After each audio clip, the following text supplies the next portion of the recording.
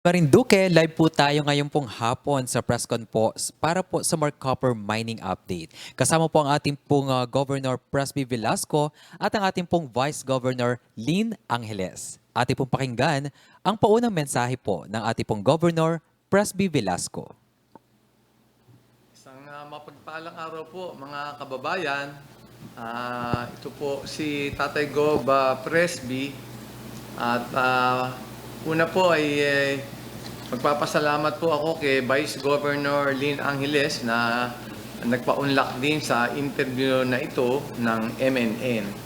So maraming salamat po sa MNN at nabigyan po tayo ng pagkakataon na magbigay ng informasyon patungkol po doon sa successful na settlement agreement between the provincial government of Marinduque at ng Barrick Gold Corporation. So, parang preliminary po ay nagpunta po si Tatay Go Presby sa New York, US noong Abril 4, 2025. At doon po kami nagpirmahan itong settlement agreement ng patungkol po sa claim ng Provincial Government of Marinduque laban sa Barrick Gold Corporation at Placer Dome Incorporated. So, ang naging resulta po niyan ay nagkaroon po ng settlement agreement at ang halaga po na napagkasunduan ay magbabayad po ang Barrick Gold Corporation ng $100 million.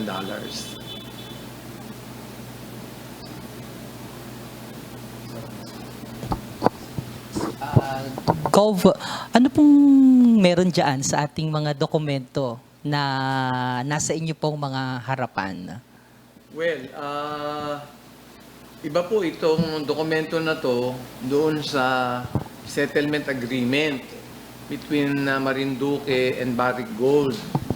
Ito po naman ay complaint, environmental case na patungkol po sa claim laban po sa Marcaper Mining Corporation, sa MR Holdings Limited, at sa F Holdings Incorporated. Ito po ay laban sa Marcaper. Oo. So pag-usapan po natin, Gov, since magkaiba po pala yan doon sa Markup updates ho natin regarding ho doon sa 5 billion in pesos or 100 million in US dollar na settlement agreement ninyo between the Barrick Gold.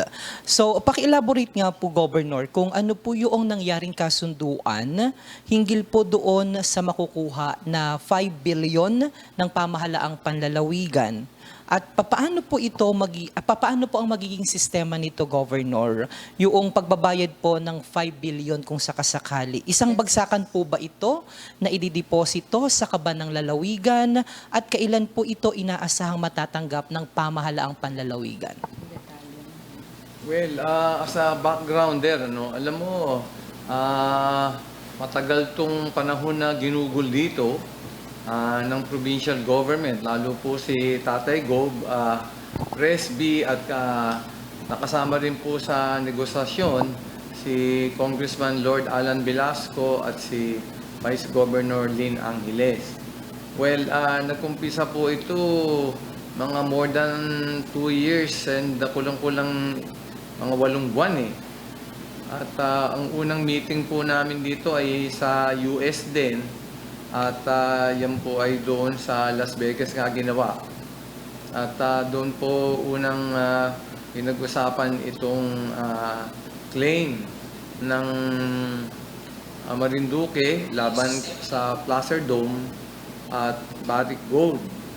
At alam nyo po ay itong Placer Dome ay 39% stockholder ng Marcaper Mining Corporation.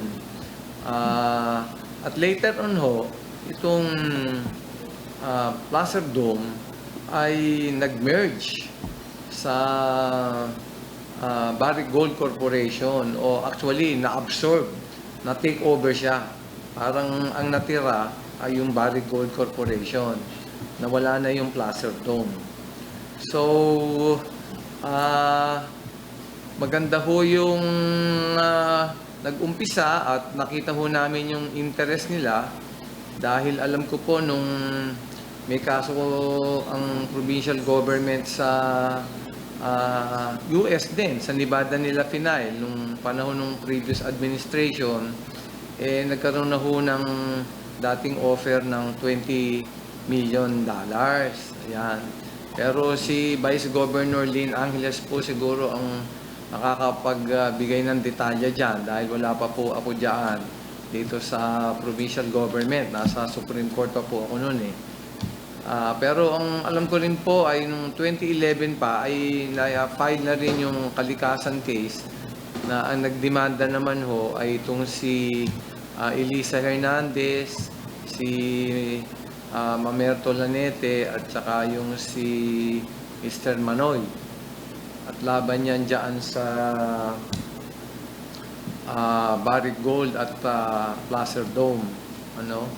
So, later naman ay pumasok ang provincial government of Marinduque dyan sa case na yan. Naging intervenor ho kami. Nung pumasok ho ang provincial government of Marinduque sa kaso na yan, ang tawag ho dyan kalikasan case At pinail ho yan ni Father Joaquin Bernas ng Ateneo at saka yung dating dean na si Cedric Candelaria. Ay nung nag-intervene po ang provincial government, that's the time ho na nag-communicate sila, yung mga lawyers nila, at sinabing bakit hindi mag-negotiate. Unang-unang nga ho, yung nagkaroon ho ng part doon na may mediation sa Court of Appeals. Kaya ho talaga yung mga parties ho ay pinagsasama, pinag-a-attend ng ganyang mediation. So usually sa mediation naman ho ay yung settlement ang pinag-uusapan. So ganyan ho yan. At matagal ho yung negotiation Kaya mahigit 2 years and 8 months ho yan bago napirmahan yan nung 2025. So bibiruin nyo, di mga 2022 pa siguro nag-umpisa itong negotiation na ito. At ang pagkatanda ko ho ay nag-umpisa yan din sa 20 million din yung dati nilang offer. So ganyan ho ang nangyari dyan. Pero minsan manlalamig, minsan matutuloy ng sunod-sunod. Napakaraming mga hinihiling na kondisyon ho kasi. Kaya ho tayo natagalan. At the same time ho, nabababaan naman kami dun sa halaga. Kaya humihiling kami ng taas. Ganyan. So matagal hong usapan. Ang dami hong mga kondisyon Sige po. Since nabanggit niyo po si Vice Governor at yung mga initial settlement ay nangyari po noong mga panahon na bukal po si Vice Governor Lynn Angeles. Vice Governor, kwento naman po sa ating mga manunood, sa ating mga kababayan kung paano ho ito nag-umpisa, magkano yung hinihiling dati versus ngayon na meron na tayong pinag-uusapan na 100 USD o 100,000 USD or 5 billion in pesos. Okay, yun nga, kasamang yung before 2012, di ba may kaso na isinampa ang provincial government sa Nevada. And while the case was pending sa US court, nagkaroon din ng negotiation. At doon sa negotiation na yun, nagkaroon ng output na kung saan may proposed settlement agreement na ang offer ay $20 million. Pero during the time, ako ay bukal noong 2012-2013. Ito hindi naging katanggap-tanggap sa Sangguniang Panlalawigan during the time, and we did not approve it. Hindi talaga acceptable. Maraming kadahilanan, the amount, in terms of way of paying, mode of paying, in terms of purpose of the funds, ay hindi katanggap-tanggap. Una, napakaliit ng 20 million.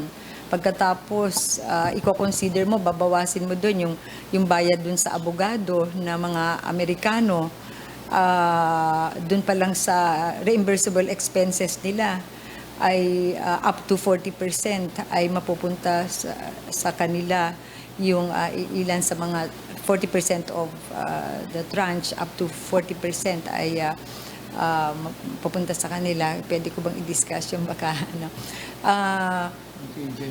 So, yun, the fee and the reimbursable expenses sa kanila, halos wala nang matira din. At ang pinakamabigat at hindi katanggap-tanggap during the time ay yung paggagamitan. So, magbibigay sila ng $20 million pero hindi pwedeng gamitin sa rehabilitation. Kaya nga natin hinahabol yung kumpanya ay para makatulong na ma-address yung mga problemang iniwan nila na nagpo-post, lalo na yung mga structures na nagpo-post ng imminent danger sa community, Magila-Gila Dam and all. Kung hindi mo magagamit doon at parang yung proseso pati is magsasubmit ka pa ng project proposal na doon kukunin ang funds, kailangan i-screen, approvean, masyadong masalimuot and hindi that is something na hindi katanggap-tanggap sa Marinduque during that time. Ngayon naman, it's malaki ang difference in terms of amount at saka yung purpose ng funds ay at least magagamit talaga sa rehabilitation significantly the amount of the funds. So hopefully it will address the long time problem ng lalawigan pagdating dun sa mga apektadong areas ng dating pagmimina. Okay. So, mabalik po ako kay Gov. Nasaan na po tayo? I mean, nasaan na po yung pinag-uusapan po natin na 100 million US dollar? Well, bago ko sagutin yan, gusto ko na magdagdag doon sa sinabi ni Vice Governor Lin. At nabasa ko naman yung agreement doon sa mga US lawyers.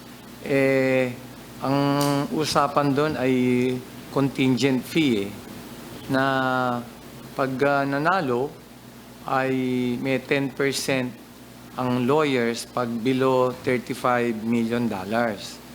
Pero pag lumakpas ng $35 million, ang sinisingil nila ay 40% na. At ang pangalawa ay allowed sila ng out-of-pocket expenses, meaning to say, lahat ng gastos ng pagpunta nila rito, eroplano, lahat ng mga gastos sa hotel, lahat ng mga expenses ay i-charge sa provincial government ng walang prior approval. Ganun ang pagkabasa ko. Kaya I'm not very sure sa amount. Parang ang isang reason yata kaya na-reject ay dahil dun sa 20 million ay umabot na sa mga $11 million na yung sinisingil na out-of-pocket expenses So, kung titignan mo yun, 9 million yung natira. Di ano pa yung paggagamitan ng 9 million, di ang late-late na nun, di ba? I think yun ang parang isang rason yata, kaya hindi na rin natuloy yun. Kasi na-offer na yung 20 million it's there di ba? Kaya lang siguro nga, kung 9 million na lang natitira, parang ang late-late na nun. Ano pa yung sa gagamitin yun? Pero hindi ako sure doon sa mga exact amounts, Pero I think parang ganun yung isang rason. And then yun nga, yung mahirap yung hindi gagamitin sa rehab. Kaya nga tayo nagkiklim para ma-rehab na nga yung malaking problema doon sa Minahan, di ba? Tsaka sa Kalancan Bay na ilang 3 million dry metric tons ang tinapon doon. Gumawa ng 80 square kilometers na puro tailing sa Kalancan. Saan mapupunta yung anong magagawa mo doon sa 450 million pesos na kung sa 50, di ba? So yun yun ang isa. Kaya nag-bog down siguro yun. And then, later on, natalo pa yung mga Amerikano doon sa kaso, natalo tayo doon sa Nevada. Kasi ang sabi nung korte sa Nevada, yung hindi dapat final yan dito. Dapat yan sa Canada o kaya dito sa Pilipinas. ang tawag nila doon forum non-convenience Kaya na dinismiss doon sa US. Kaya sa tingin ko doon, contingent yun. So practically, wala talagang makukuha yung US lawyers di ba? So ngayon, dito naman sa tanong mo ngayon sa bagong, ngayon, tagumpay talaga itong tingin ko. Kahit na hirapan kami ng hustot, 2 years and more than 8 months sa siguro yan. At least pumayag sila doon sa 100 million. At pangalawa doon ay yung purpose ay this can be used for lawful purposes. At ito'y nakaumang talaga sa mainly yung perang yan sa rehabilitation and remediation ng Marcaper mines, no? Pero binibigyan ng leeway din ang provincial government kung saan gagamitin, pero lawful purpose. Pero ang talagang sinasabi namin diyan, nakausap ko na namin si dating Secretary Tony Loizaga ng DNR, ay talagang... May mga nakikinig daw, mahina daw. Malapit na lang po. So, may Sige po. comment na walang narinig. Pagpahawak na lang po nito ko. Tapos lipat na. Iharap ko ba yun? So, nasa na tayo? So, yun na nga ho. Nabanggit ko yung dating agreement doon sa mga US lawyers.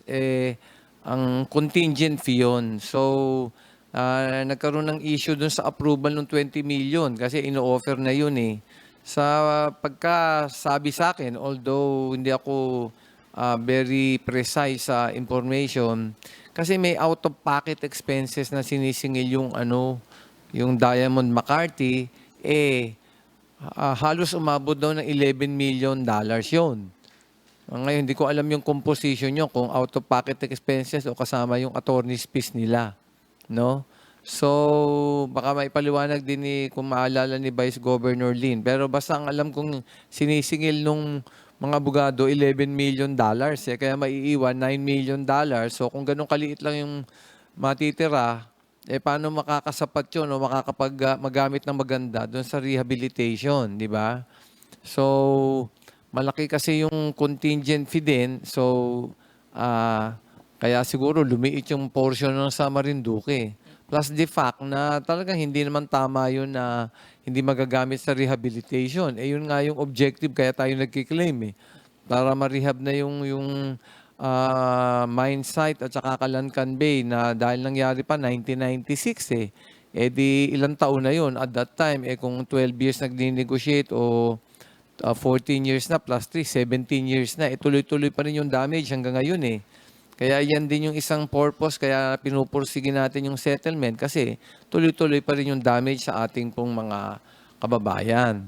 Ngayon dito sa settlement na ito ay may confidentiality agreement, kaya hindi namin mai-announce kaagad ito noon nung nasign namin sa New York, April 4. May confidentiality agreement ito na hindi ka basta pwede mag-divulge na ang ilang detalya. At nung alam kong i-interviewin kami, humingi rin pa kami ng clearance doon sa barricade sa mga abogado kung ano nang pwedeng mailabas, di ba? So, ganun kahigpit Pero dito, sa settlement agreement, ang amount na $100 million ay pag natupad ng probinsya yung mga conditions ay unang payment ay within 5 days ay i-release yung 50%. So, $50 million yung unang payment. Ang susunod na payment niyan is after 1 year. From the date of the payment of the $50 million, $17 million yung susunod. At sa second year, second anniversary, may $17 million pa rin. Tapos yung $16 million, yung third year yun. So kung titignan mo, ang period ng payment, 3 years lumalabas, di ba? So ganyan yun. At yun na nga, ay nakaporma na yung pera na yan sa rehabilitation. At kahit si Secretary Loizaga noon, ay sabi niya talagang dapat sa rehabilitation yung makukuhang settlement amount. Oo.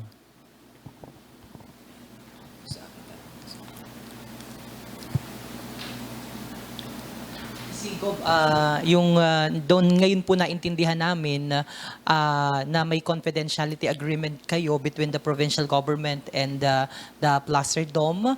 Kaya kasi between the Barrick rather, kasi yung isa po sa mga tanong ng ating mga kababayan ay bakit ngayon lang daw po ninyo ito isinapubliko gayong noong April 4 pa daw po pala nagkaroon ng pirmahan o kasunduan ang provincial government at ang Barrick, which we understand now kasi doon sa umiiral na confidentiality agreement. Oo, yun po ang dahilan nun. At saka meron pa po kaming mga kondisyones na kinukomply. Kaya hindi pa kami makapag-file nung settlement agreement. So, meron ho kaming nakuhang compliance plus the fact na yung hindi pa nakukomply ay kinausap namin yung mga abogado ng Barrick Gold na pwede nilang wag munang pilitin yon o i-waive muna yan in the meantime. So, yun nga, kaya that paved the way na ma-file na namin yung settlement agreement. Pero meron pa tayong gagawing mga kondisyon ho para makuha natin itong $50 million, yung initial payment. So yun pa ho ang tatrabahuhin natin. Gov, I understand meron pong confidentiality agreement na umiiral at nirerespeto ho natin yon.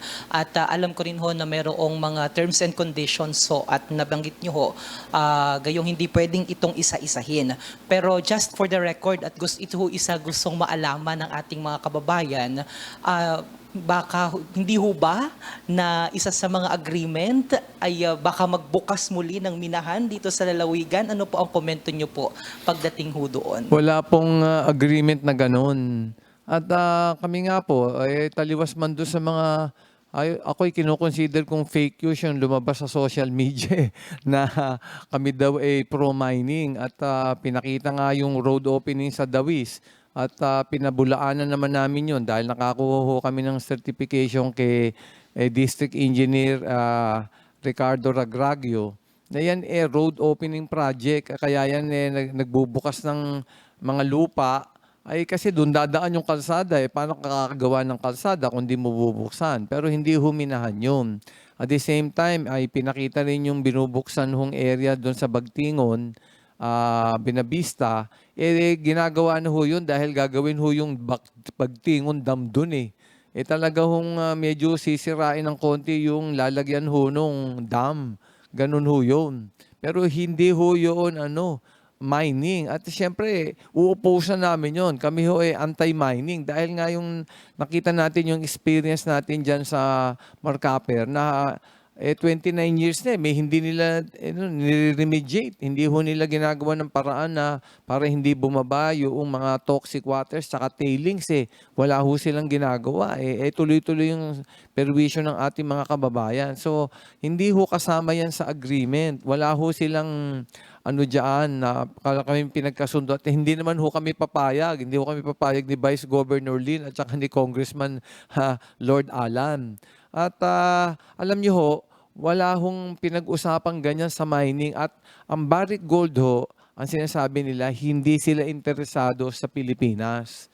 Wala hong ganyan. Baka ho yung iba. Pero itong Barrick Gold ho, ang sinasabi nila ay hindi ho sila interesado sa Pilipinas. Kasi ho, itong Barrick Gold ay talagang malalakihang project lang Hindi nila kinukonsider na malaking project yan. At saka alam nga nila may gulong ganyan. Ayaw nilang pumasok masyado ng ganyan ng sitwasyon dahil marami na silang karanasan dyan. So yan ho, totally, wala hong pinag-uusapang magmimina sila kaya sila nagbibigay ng pera. Wala ho yan. Talagang, at saka ho kami, uuposo namin.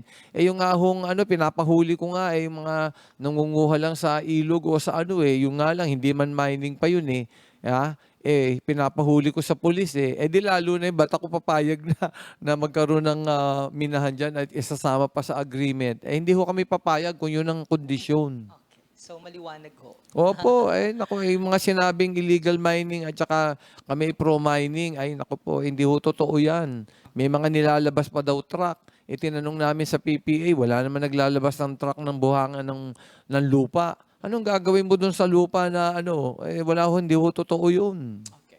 So at least hindi bahagi ng kondisyones o na pagkasunduan ang muling pagbubukas ng minahan sa Marinduque kapalit yung 5 bilyong halaga na ibibigay ho ng Barrick Gold Corporation. So Governor, di po ba ang Barrick Gold, yung international company na ito o yung Placer Dome before, ay 40% laang naman po yung kanilang share, di ho ba, kapag gumawa sila ng korporasyon dito sa Pilipinas at 60% pa rin ay para sa mga Pilipino. So, ano po yung iba pa naman na contribution noong 60% na yon? At nasaan na po yung 60% shareholder po ng dating Marcaper?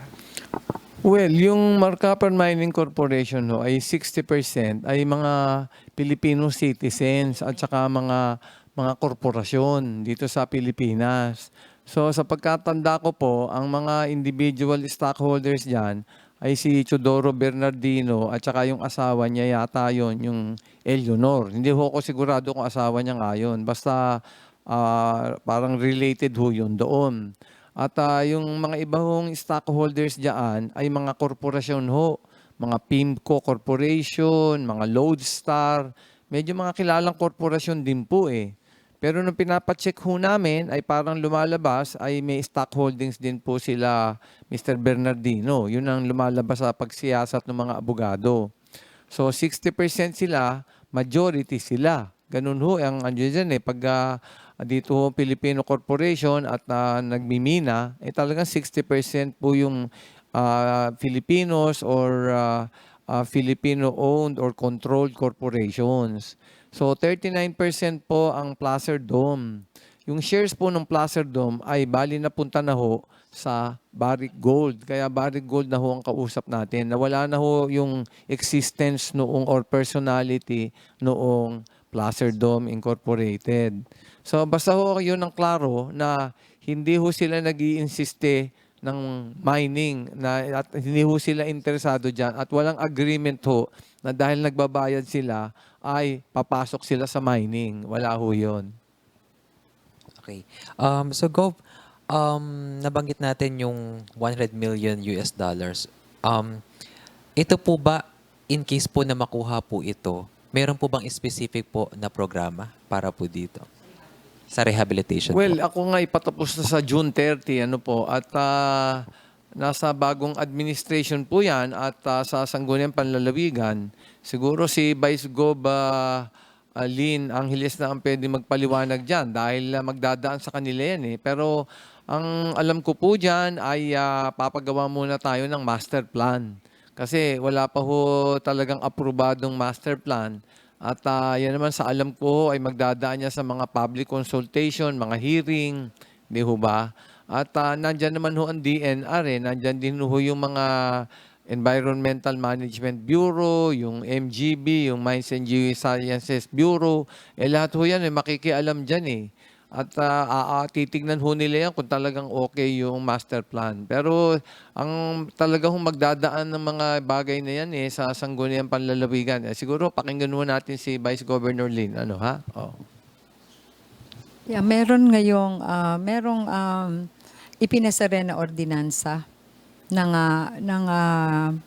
magkaroon nga ng agreement na ito ay meron ding ipinasa na ordinansa ang kasalukuyan, ang outgoing Sangguniang Panlalawigan, ang 16th Sangguniang Panlalawigan that provides mechanism, yung mga mekanismo na kailangang sundin tungkol sa paggamit nito.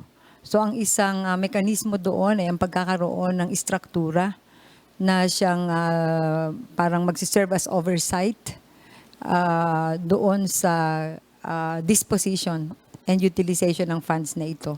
Ito rin ang mag-ensure na ang paggamit ng pondo ay nakabase sa isang approved rehabilitation plan. At kailangan ding siguraduhin na yung approved rehabilitation plan ay dumaan sa tamang proseso and consultation at dumaan sa proseso. Kaya yun, that is the time na parang yan ang magsisilbing roadmap para din doon sa kung paano isusulong yung rehabilitation. kailangan talagang magkaroon ng approved rehabilitation plan. But it must go through the process.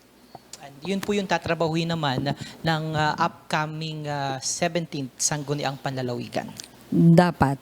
At together with yun nga, merong istruktura doon sa ordinansa na nagpo-provide na parang magiging katuwang ng Sangguniang Panlalawigan in ensuring this. Gusto ko lang banggitin dahil kanina ay mahina daw na yun nga na around 2005 I think ay meron nang dahil nga nagsampa ng kaso sa Nevada yung provincial government ay around several years after while the case is pending, habang pending ang kaso sa Nevada ay nagkaroon din ng negotiation upon the authority. Nagkaroon ng negotiation at ang resulta nun ay yung proposed settlement agreement na isinumite sa Sangguniang Panlalawigan noon. Nagkataon na I think 2012 or 2013, nagkataon na ako naman ay bukal uli noon at isa ako, kami actually, ang lahat ng bumubuo ng Sangguniang Panlalawigan na yun rejected the proposed settlement agreement for being unacceptable in terms of amount, in terms of form, among others. Ang isa sa naging determining factor ng pag-reject noon ay sapagkat yung amount ay talagang napakaliit at hindi ma-address yung mismong purpose nung pagsasampa ng kaso noon. $20 million lang, ibabawas pa doon yung napakalaking porsyento na ibabayad sa abogado. Konti na lang matitira, pinaliwanag ni Governor kanina. Isang hindi pa rin naging katanggap-tanggap talaga noon ay yung hindi mo pwedeng gamitin. Isang kondisyon na hindi mo pwedeng gamitin sa rehabilitation. It defeats the purpose ng pagpa-file ng kaso. So saan yun gagamitin noon? Magsasubmit ka ng project proposal. So depende kung anong project proposal isasubmit mo at kung inaprubahan nila, dun mapupunta yung funds. This time it's different. The amount is 5 times higher than what was offered during that time. And at the same time, ang pinakamahalaga, it will be used for rehabilitation. Primarily.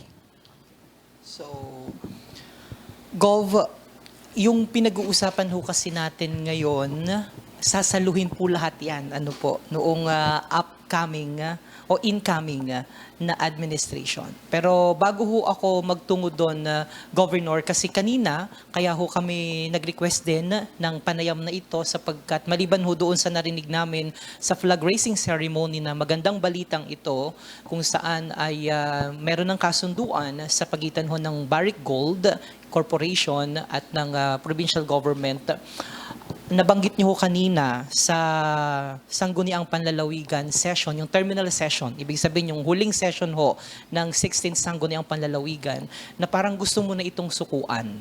Yung sa dami ng mga na-encounter ninyo na problema along the way, and ito, napaka-successful. Kwento nyo naman ho sa amin, Governor, kung ano-ano yung mga kinaharap ninyo na mga challenges. And now, we have this huge amount for the rehabilitation of Marcaper Mining Site na ang tagal na trinabaho. Kagaya nung binanggit ho ni Vice Governor kanina, noong dinatnan nyo na ho ito, may mga nauna ng o mga past administration. Well, mahaba talaga yung negotiation dahil unang-una, maliit naman yung ino-offer nila eh. Kasi nga nung una, nag-umpisa yan sa pagkatanda ko sa 20 million din eh. Kaya nga sabi ko sa kanila, parang alam ko dyan, balita ko ay meron naka-escrow pang pondo dyan. At sabi ko, you can use that, di ba? Pwede niyong idagdag, di ba? So, inadmit nila na meron ngang pondo pang naka-escrow, pero may agreement sila doon sa isang tao. I'm not sure kung si Mr. Bernardino yata yung parang humahawak ng pondo na nasa US. Kaya may personal pang interest si Mr. Bernardino diyan doon sa escrow fund. Hindi ko na alam kung ano yung nangyaring usapan nila. Basta yun ay nakadeposit sa isang bangko sa US at may agreement sila. So yan, tapos kasi pagkatapos ng isang meeting ay ano ng ilang buwan, isang buwan, ganun. O tapos nagpapalitan din kami ng mga dokumento. Yung mga unang proposal lang talaga namang ang hihirap ng mga kondisyones Talagang inuuppose ko dahil ganito, inuuppose ko yung ganyan. Ay sila kasi ang objective nila, kaya nga tinatanong mo kung magmimina sila. Sabi nila, hindi kami magmimina dyan. Ang gusto lang nila, maklear yung pangalan ng Barrick Gold kasi nakuha nila yung liability noong Placer Dome. At sila ay maraming project sa ibang lugar. Hindi sila interesado sa Pilipinas. Ang gusto lang nila ay totally ay wala na silang obligasyon, wala nang liability dito sa nangyari sa Marcaper. At ang sinasabi niya nga, ang kwento daw na naipasa sa kanilang impormasyon ay nagbayad na rin dati ang Placer Dome at Marcaper ng mga ilang claimants dito. At ang alam ko nga nung nabanggit yan yung dating mayor si Bert Madla, na involved pa nga siya doon sa pagbabayad doon sa mga ibang claimants diyan sa Buwak. At hindi ko rin alam kung pati doon sa Mugpog ay involved din siya. So sabi niya may mga listahan na yan, marami na ring nabayaran diyan, 'di ba? So ganoon. Minsan yung proposal pabalik-balik kasi nga hindi kami nagkakasundo, nagka-counter proposal kami. Kasi nga sabi ko kasi noon lalo na nung nilalakihan na nila yung amount, 'di ba? Unti-unti pang tumataas Hanggang nung huli nagkakaasara na, sabi nila, okay, sige, we will increase it to 100 million, pero ito yung terms. Ha? Ganito. Talagang napakahihirap ng terms Na talagang kung hindi mo lang kailangan yung pera kung ako talagang ititigil ko na, nakakainis talaga Kasi totally, ang gusto nila, wala na silang obligasyon dito. After this agreement, ay cleared na sila. Yan ang gusto nila. Kaya pabalik-balik yan. Minsan magtatagal ng 2 buwan, hindi magkakaroon ng meeting, tapos babalik na naman. Ganon. Kaya paulit-ulit yan. Nagpunta na kami sa Los Angeles, ganyan ulit. Nag-usap na naman. At tuloy-tuloy yung Zoom meeting. Weekly yun, sa gabi. 8:00 ng gabi dito kasi umaga sa kanila sa Canada. Ay, nagmi-meeting. Ang tagal niyan. Ang dami kasing kondisyon na hinihingi nito. Talagang napakahirap. Siguro mga 7 na kondisyon na ang bibigat. Yun yung ibang kondisyon dyan ay kasama na dito ngayon. Kaya medyo matagal Binibigyan lang tayo ng 1 year and 6 months to comply with all these things Kung hindi, maaaring ma-terminate itong settlement. Tingnan mo, kailangan mag-comply tayo. Kaya sabi ko nga, kahit wala na ako dito sa government, kailangan tumulong pa rin ako dahil ako nag-negotiate Kung papayagan nung ni incoming governor, si Melgo. Pero I'm willing to volunteer kasi nga, naging obsession ko na yan na makakuha ng pondo para ma-rehabilitate yung Marcaper. Kaya nagtagal yan paulit-ulit ang meeting namin. Maiinis ka talaga. Yung mga meeting kahit sa Zoom, palitan ng dokumento, maya-maya, offer, counter-offer, ganyan katagal Kaya mahirap talaga itong agreement na ito. Kaya nga hindi pa tayo mababayaran kaagad. Meron pa kaming kinukumply na 2 agreement. So yan, pag nakuha na natin yan, ma-release na yung $50 million, ay may pondo na tayo. Siguro, kailangan mag-bidding para sa services ng mga consultant o isang kumpanya na sanay dyan sa rehab para gumawa sila ng master plan. At yung master plan na yan, kailangan pakita natin sa DNR. Dadaan niya sa masusing pagre-review ng mga tao doon. Kasi hindi mo ma-implement yan pag wala kang mga ECC, kaya nandyan na lahat yung public consultation, kaya yung mga ibang nagre-recommend ka agad, anong gagawin nyo dyan? Paano yung proseso? Ganyan kahirap din yung proseso dyan. At lahat naman mapapagbigyan, di ba? Ang kailangan natin dyan, yung nakakaintindi noong rehabilitation. Kasi bihira yung marunong dyan sa rehabilitation. Meron magagaling talaga na sanay.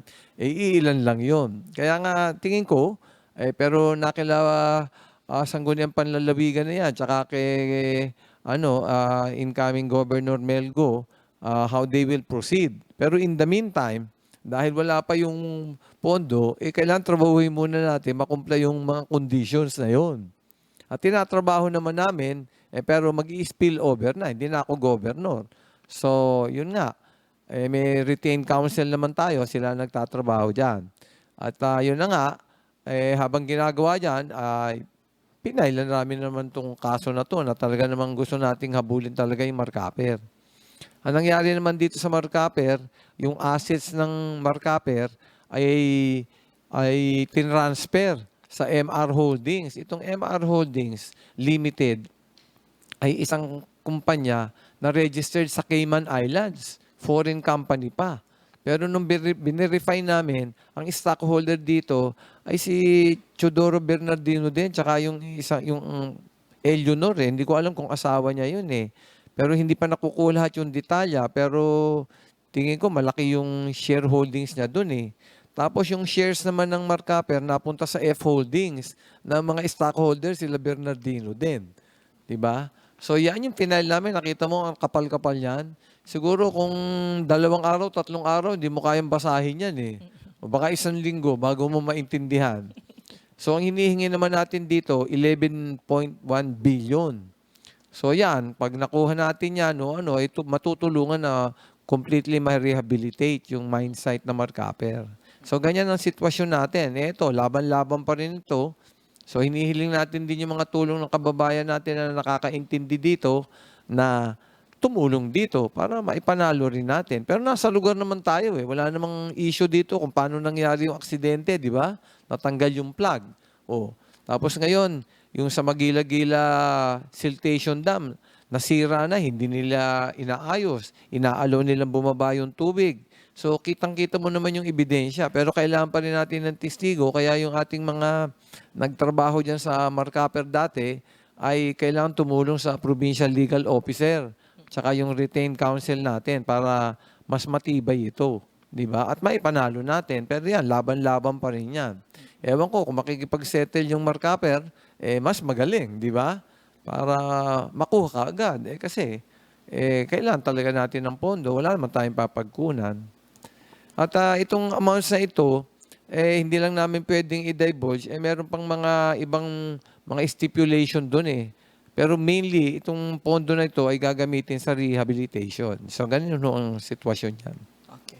So, Governor, nakatulong ho ba na ang kasalukuyan o ang gobernador ngayon ng Marinduque ay isang justice o isang abogado para sa madalit sabi ay itong naging settlement ay kumbaga pumabor din kasi yung dati kumbaga parang hindi katanggap-tanggap and this time katanggap-tanggap na yung naging settlement agreement. Well, parang yun ang feeling namin, yun ang assumption namin na medyo kaya lang sila nakikipag-negotiate ng maganda at alam nila na nandyan ako ay galing ako sa Supreme Court at galing din ako sa Court of Appeals, di ba? Parang merong pressure din sa kanila na yun ang parang belief din ng mga abogado natin na kaya na nakikipag-negotiate din sila dahil ako yung nagre-represent sa provincial government. So, tingin nila ay nakatulong naman. Kaya talagang akala mo talaga hindi na makukonclude ito, hindi magsisettle eh. Pero nai-conclude pa rin namin. Kasi kailangan talagang pag-isipan mo yung paano yung magandang posisyon na acceptable sa pareho. Ayan. Okay. So, at least ay meron hong umuusad at maliwanag na hindi nyo tinulugan sa inyong panahon na kayo po ang gobernador at punong lalawigan ng Marinduque. Hindi po ito yung ating obsession Kaya nga medyo masama yung pakiramdam ko na ako pa inaakusahan na pro-mining na nagmimina. Samantalang kami po ni Vice Governor Lynn Angeles at si Congressman Lord, tayo po ay lumalaban dyan sa mining dahil nga po itong salanta na ginawa, 29 years na, walang ginagawa At kailangan talaga magtulong-tulong. Otherwise, sino pa ang gagalaw? Hindi ho ba? Meron ba bang kapasidad ho yung mga nandito kaya? Hindi naman tayo nagmamalaki. Pero nakita nyo naman, naging successful ho tayo. Kaya tuwan-tuwa naman ho kami, kahit malapit ng patapos ng term, natapos na rin ho natin ito. Di ba ho?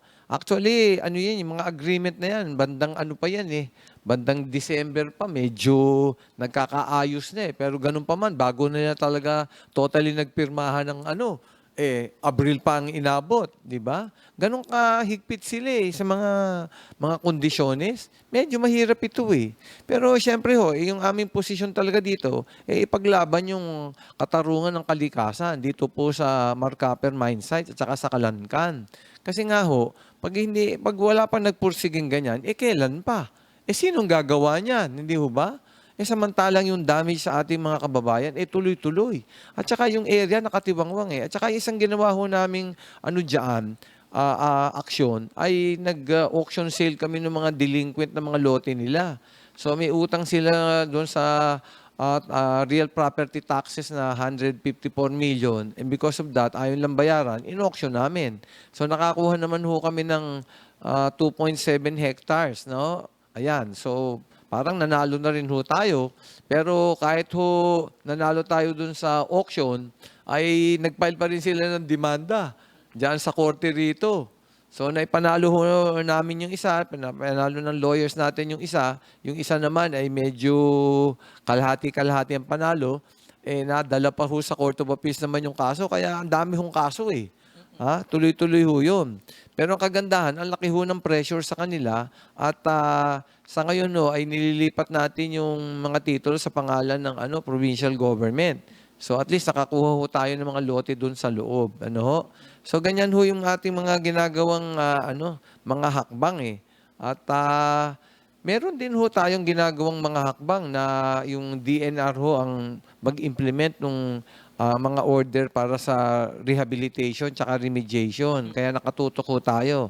Actually may dumating ang mga taga-MGB ngayon at tinitignan ho itong Marcaper Mine Site. Tinitignan nila lahat kasi alam nila may settlement na ang pinirmahan. Alam ho ito ng DNR Kaya ho yung mga medyo malilikot ang isip dyan, nakakasiguro ho tayo dyan na nakabusisi ho mabuti dyan ng DNR. Kaya nga nagpapunta na nga ng team At palagi naman minomonitor yan. So, yun nga ang mahirap. Kailangan talagang, baka kailangan pang mag-file ang Solicitor General ng kaso din para ma-implement naman yung orders din. May orders din kasi ang DNR Secretary na i-remediate at rehabilitate. No? So, nakausap na rin namin yung Solicitor General. Nakausap ko na at sinabihan natin na kung pwede mag-file noong case para ma-implement yung order ng DNR. Kaya lang, nagbago naman yung Solicitor General. Siguro, si incoming governor na makipag-usap para mabigyan din ng diin. So, ganyan yung ginagawa natin. At alam naman ng mga taga Santa Cruz, dati yung mga lupa, yung mga kalsada dyan, lubak-lubak at puro putik, hindi makatapasok. Ako nagpa-file ng expropriation complaint dyan At nakakuha tayong writ of possession at si Kong naman ay nagpasok ng mga proyekto. Kaya napapasok na yung mga barangay dyan talaga hirap na hirap Talagang masisira yung sasakyan. Nakita nyo, puro kalsada na magaganda. Papunta na sa progreso Kailangan lang manalo tayo dito sa laban din sa Marcaper para additional yung pondo yan Okay. So nabanggit mo, Governor, kanina na dahil doon sa auction at iba pang mga ginawa ninyong hakbangin ay may mga lupa na nailipat na doon sa Marcaper mining area na nailipat na sa pangalan ng pamahalaang panlalawigan. Kasi ina-accuse ho kayo, Governor, na kayo daw ho ay nagkakapkam ng lupa na yun pala naman ay napupunta naman sa pamahalaang panlalawigan. Ano pong komento nyo dito, Governor? Bakit naman ako magkakamkam ng lupa na hindi akin, di ba? Mali yun. Well, yung paglipat na yun, subject pa yun doon sa mga cases na pinail din sa Court of Appeals Meron pang in the process pa lang naman yun, hindi pa na ililipat. Hindi pa na ililipat sa provincial government. Siyempre, pag auction, kung sino yung nag-bid, yun doon sa kanyang pangalan mapupunta. Kaya ang pinag-bid ko dyan ay yung treasurer at nag-bid sa pangalan ng provincial government. Kaya yung mga lote na yan, kung sakaling matapos yung sa Court of Appeals na kaso ng Marcaper, ay sa provincial government pupunta.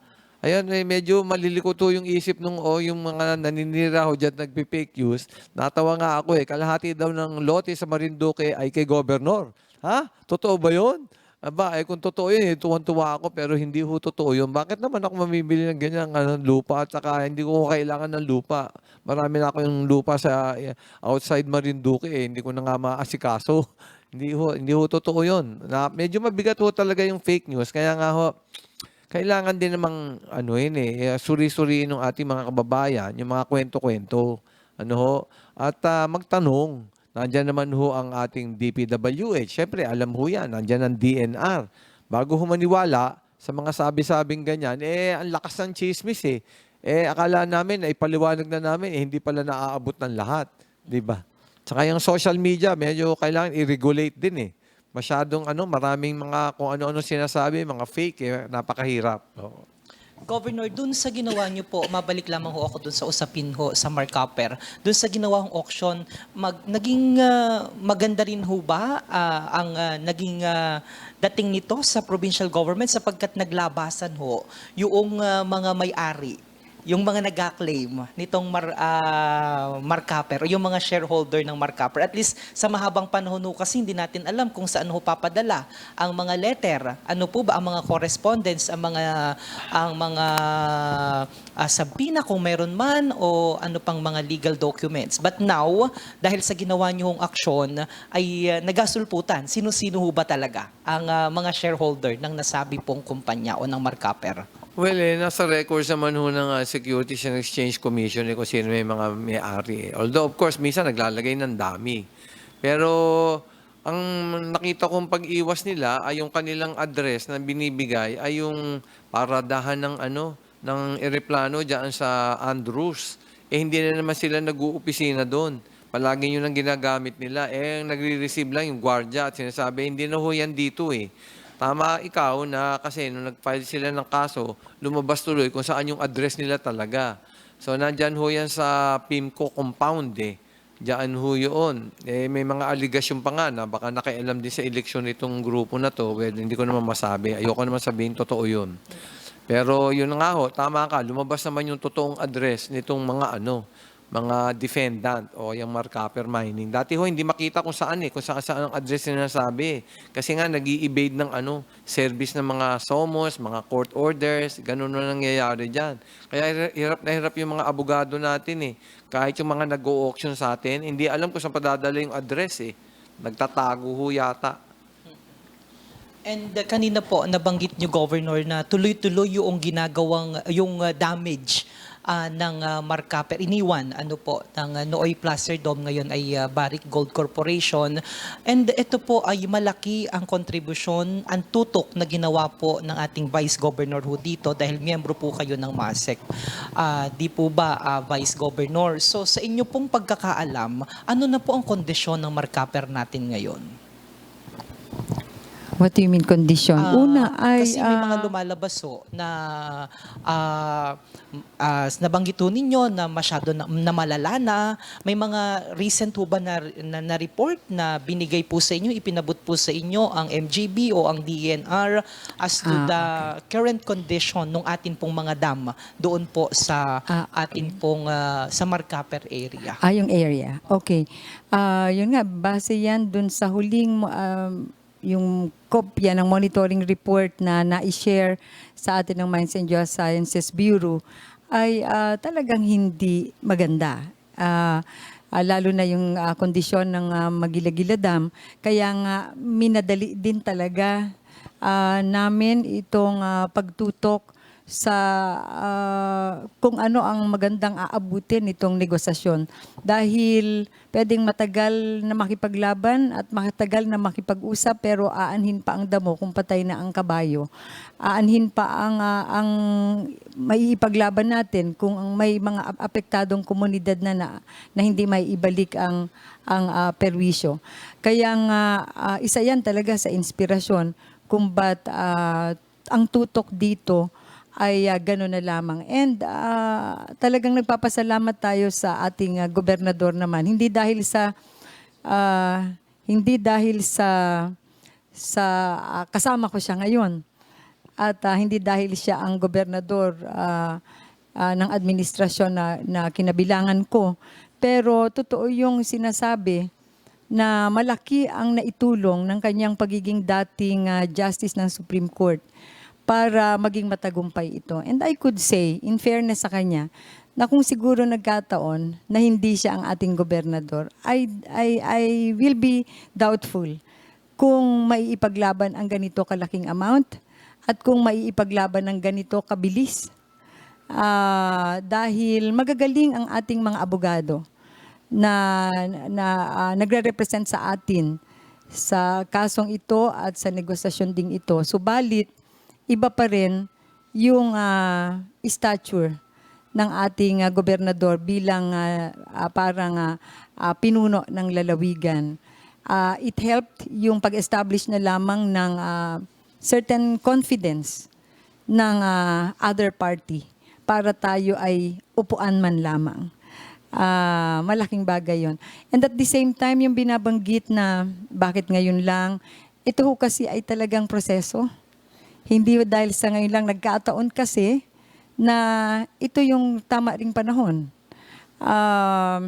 Bagaman ho kasi at nagkaroon ng pirmahan na rin ang dalawang partido tayo sa pamamagitan ng ating gobernador, dire-diretso pa rin yung ilang mga pag-uusap. At may mga ilan pa rin mga finalize. Hindi pa rin yung tipong nagkapirmahan na ay totally, may mga subsequent undertakings pa rin na kinailangang tapusin, kailangang i-finalize. And again, yung timing kung saan allowed na o pwedeng i-share ang mga ganitong impormasyon must also be calibrated. Otherwise, baka yung pinaghirapan ng mahabang panahon na gustong iwan ng administrasyon na ito bilang legasiya ay baka mawala, mauwi sa bula. Just one wrong move and it could be back to zero. Ganyan kabigat ang sitwasyon. At ayaw naman natin na yung pinaghirapan ng mahabang panahon, ng pakikipaglaban din, ay mauwi lang sa bula because of a mishandled way of information sharing and dissemination. Lalo na nga't ngayon, di ba, grabe ang fake news. We do not want na itong issue na ito ay magamit to the detriment of the province. In the social media, alam naman natin na fake news has been destroying integrity of individuals, of people. Okay na rin lang yan. Although we could have been victim of that. Okay na rin lang yan. Ganyan talaga. Pero when you destroy institutions and wins in favor of the environment at babaliktarin mo pa, it is something that we cannot allow because malaki ang effect nito. Hindi lamang doon sa pinaghirapan na proseso, malaki ang effect nito doon sa inaasahan nating pwedeng magamit para maisalba ang komunidad, maisalba ang mga at maisaayos na ang mga dapat ayusin. Yun din, and this is, gusto ko lang banggitin that this is really a legacy. Kasi sa simula pa lang naman ng administrasyon sa pamumuno ng ating Governor Presby Velasco, sa kanyang executive direction na naging gabay din namin sa aming paggawa ng legislative agenda, nilinaw niya at nagkaroon ng meeting of the minds sa pamamagitan ng executive legislative agenda na ang patuloy na pagsisearch for environmental and social justice by pursuing cases and claims against mining companies na nagmamay-ari ng Mark Copper and other previous mining operations in Marinduque ay tuloy-tuloy na gagawin. At hindi natin kailangang mag-intay ng ilang termino para gawin ito. Ako lang ay natutuwa na bago matapos ang termino namin at bago matapos ang termino ng ni Governor Presby, ni Congressman Lord at ng 16th Sangguniang Panlalawigan, ay significant ang narating ng pakikipaglaban na ito. Ngayon, kung ano ang mangyayari, kung paano mamamaximize ang legasiyang ito ng kasalukuyang administrasyon kasama kami, it is an honor and really we're proud of this. Kami bahagi nito kasi laging madaling pag-usapan ang problema. Madali ring i-exaggerate ang problema. Laruin ang emosyon ng tao. to be convincing. Diba? Pero hindi lahat are brave enough to take steps to be part of solutions. At hindi lahat are capable na maisulong ang mga solusyon because of some difficult technicalities. Kaya ako'y thank you, Gov, because of your legal expertise na itawid ang mga bagay na ito. Yun na nga lang, patuloy pa, or in spite of that, in spite of the significant amount na pwedeng magamit sa rehabilitation na galing sa BARIC, dire-diretso pa rin at hindi pa rin huminto. We laid the foundation. Still, another case was filed against Mark Copper directly. So, tatanungin siguro ng iba, bakit ngayon din lang final? Dahil nga kinailangan munang isettle ang mga bagay-bagay kung ano ang covered at hindi covered ng settlement agreement. And klaro yan sa ating gobernador, sa ating congressman na kami rin, na with that amount, sa tingin natin ay malaki. At malaki na rin naman talaga. Alam namin hindi pa rin yun magiging sapat kung ang gagawing rehabilitation ay talagang comprehensive. At hindi rin lang naman talaga sila ang accountable dahil hindi lang naman sila ang owner lang ng Mark Copper. We must also run after the other owners. So siguro sa ating mga kababayang Marinduqueño, you should realize na posibleng marami kami rin na nakanti sa aming pagmamahal sa inyo at sa aming pakikipaglaban sa aming pamamaraan. At yung mga nakanti namin yon ay maaring sila rin ang natutuwa at naging matagumpay ang posibleng mga ginawa sa panahon ng eleksyon. Sana tumaas din ang socio-political maturity ng ating mga kababayan.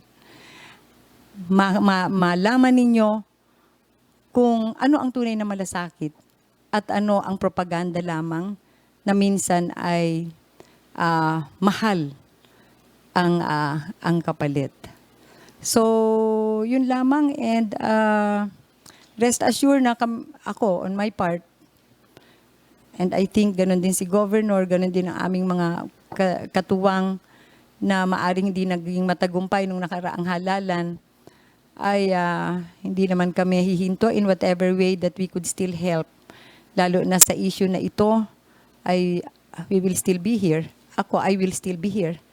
I do not plan to stop in as much as I can contribute para sa talaga makita na natin ang good effect nitong pinaghirapan na ito. Dahil hindi ako rin mapapayapa hanggat di ko nakikita yung resulta nung pinaghirapan na ito, which is a really true blue comprehensive rehabilitation of all areas affected by mining operation. Salamat. Siguro kapares ho na tanong siguro, alam ko po, narinig ko po kasi kanina, Governor, doon sa terminal session na ginawa ng 16 Sangguniang Panlalawigan, ay nilatag nyo rin ho doon dahil ilang tulog na lamang din po ang nalalabi dahil sa June 30 po ay and sa July ay official nang uupo naman ang incoming administration. Pero bago ho ako magtanong doon sa ilan pa pong mga significant accomplishment o big ticket projects na napagtagumpayan ho ninyo, ay gusto kong susugan muna yung binanggit na ho kanina ni Vice Governor na sa nalalabi sa mga darating ho na mga araw, bagamat hindi na ho kayo gobernador ho ba, ay makakaasa pa rin po ba ang ating lalawigan o ang mga mamamayang Marinduqueño na patuloy nyo pong tututukan kasi ang kapal pa po nung papel na yan na nasa ating harapan at mag-file pa po ng panibago na naman, ay makakaasa pa rin ho ba ang mga Marinduqueño na yung legal expertise po ninyo ay ipagkakaloob nyo pa rin po sa ating mga kababayan nang sa gayon ay tuluyan na ho na makamit ang hustisya laban ho sa Mark Copper? Sigurado po yun. Dahil yan po talagang adhikain natin. Yan ang obsession natin actually, na mabigyan ng katarungan ang ating mga Marinduqueño at ang kalikasan sa Marinduque.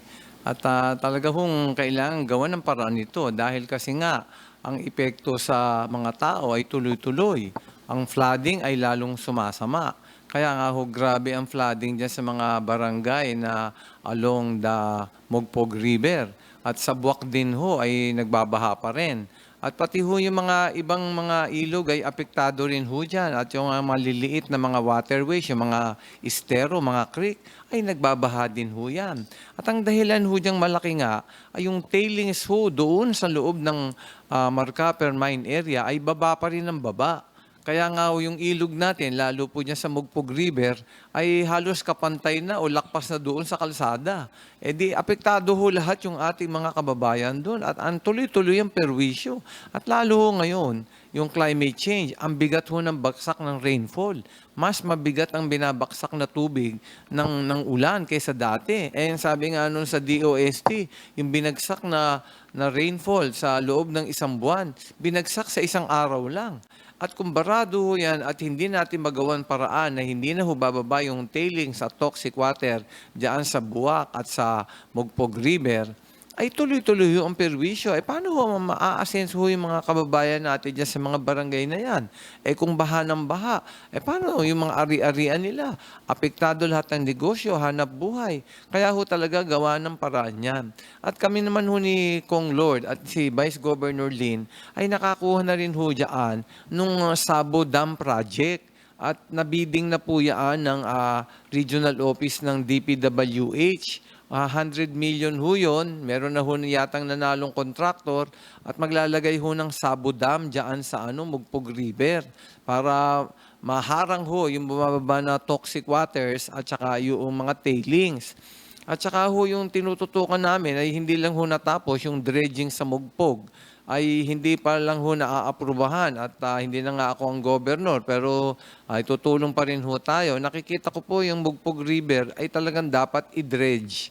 Kailangan hong tanggalan ng mga silt, yung mga bumababa ho ng mga tailings na ganyan, yung mga bato at saka mga lupa. At pag hindi ho dinredge yan, ay hindi ho talaga rin mawawala ang flooding dahil nandun na ho sa riverbed, tumaas na ho yung riverbed.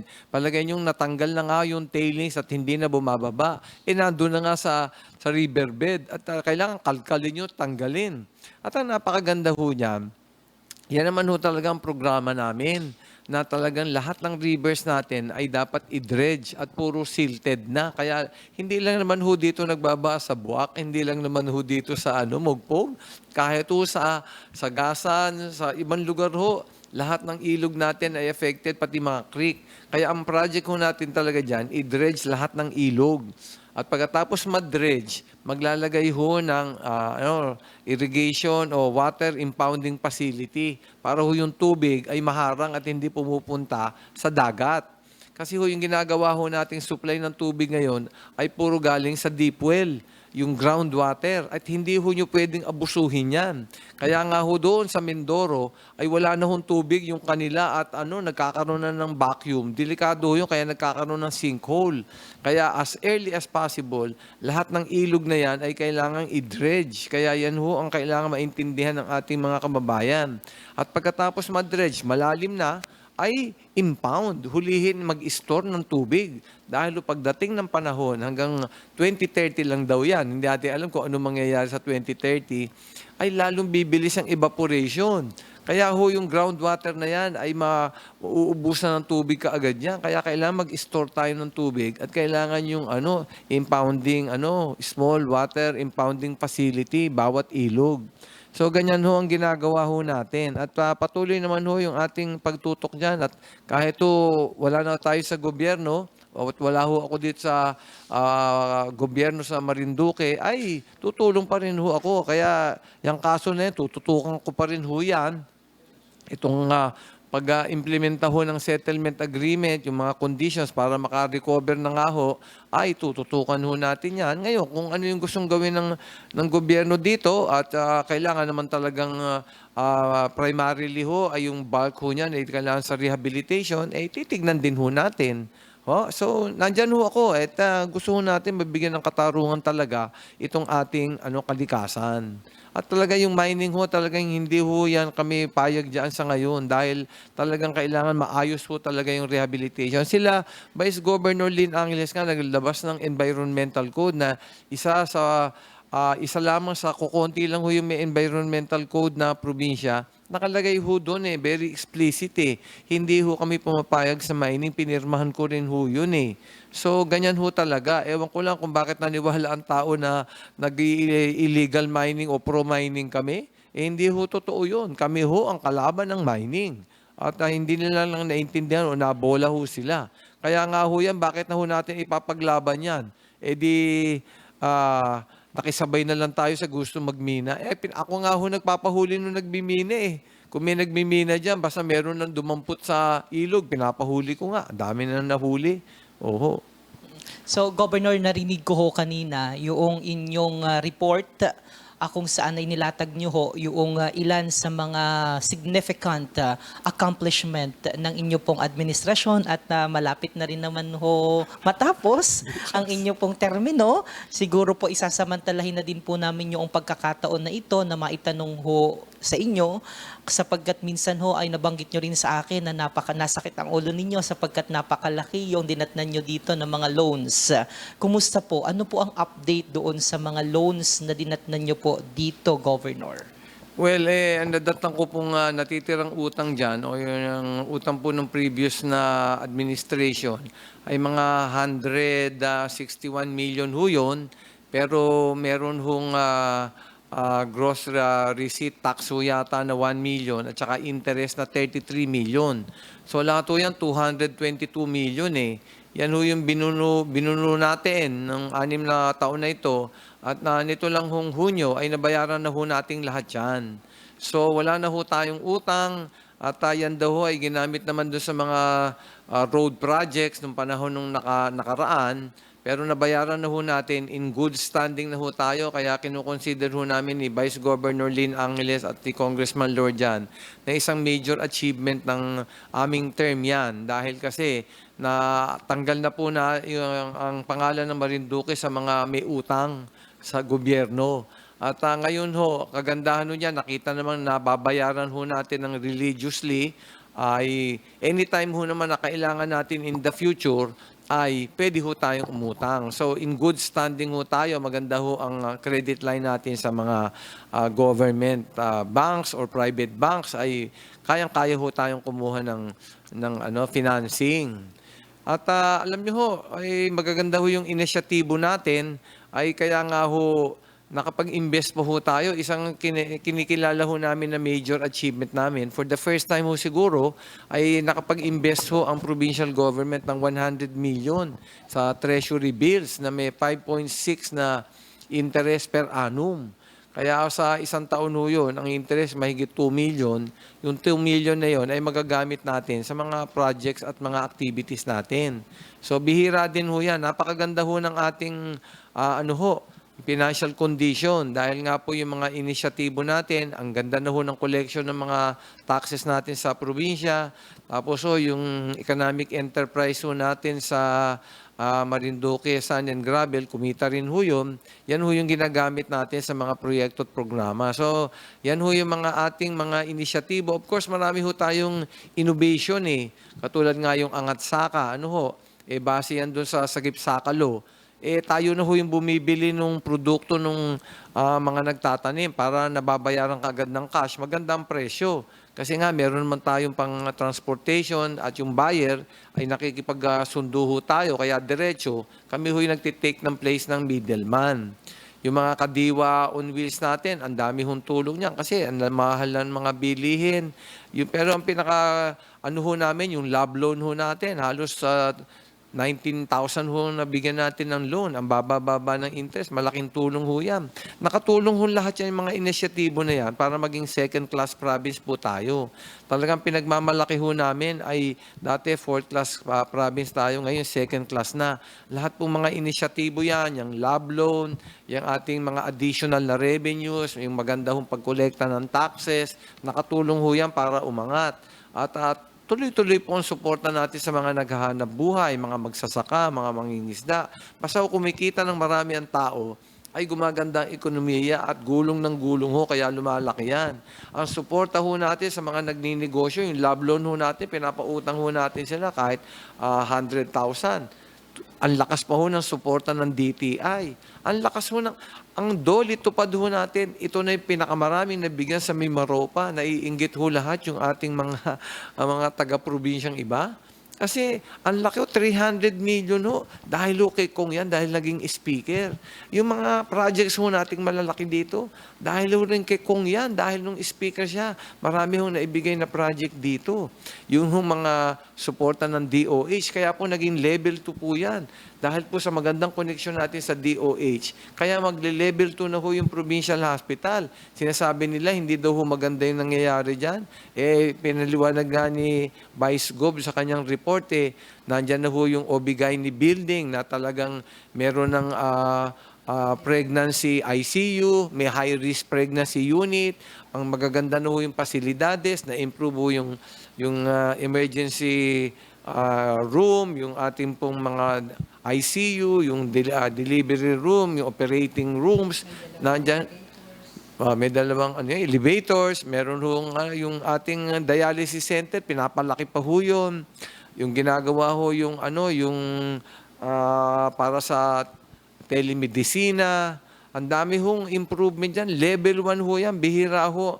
Ang tagal-tagal na hong infirmary ngayon, dinatnan ko ho yan, sa totoo lang ho. Hindi man level 1 yung MPA, yung provincial hospital nung nadatan ko, infirmary lang yan Nagwi-wave Inelevate ko yan para maging level 1. Tapos level 2 na ngayon. Sinasabi nila, hindi daw maganda. Hindi pa nga kompleto talaga Ngayon pa lang kinukuha yung mga equipment Pero nandyan ho yung pondo dahil ang lakas ng connection ho natin.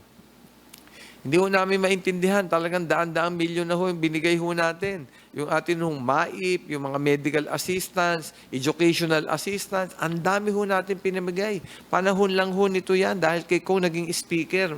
Marami ho rin siya nakuhang pondo para dyan. Kaya ang dami na ho nating natulungan talaga. Ito na ho yung period, yung taon na talagang kadami-dami ho. Itong last year, tsaka ito ngayon ho, ang dami ho natin talagang naitulong sa ating mga kababayan. Kaya nga ho kami nagtataka, bakit ganyan ang resulta? Sabi nga namin, baka may problema talaga yung makina rin.